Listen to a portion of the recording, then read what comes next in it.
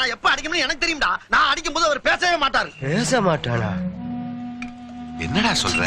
ஆமாண்ணே, நான் அடிக்கும் போது நீங்க பேசவே மாட்டீங்க, கம்முன்னு இருப்பீங்க. நடந்துச்சாடா. டேய், இந்த வெட்டியாங்கிட்ட கேட்டியடா வட்டி.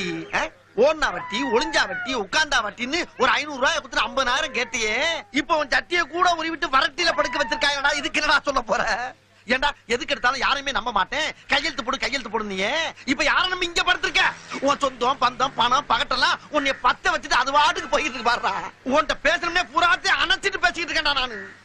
போடா ஊரு அநியாய வட்டி வாங்கி அப்படி இடம் வாங்கி போட்டியே. இப்ப எதுடா அவன் கூட வருது? பேப்பல சும்மா வாடா பாடினார் புரட்சி தலைவர்.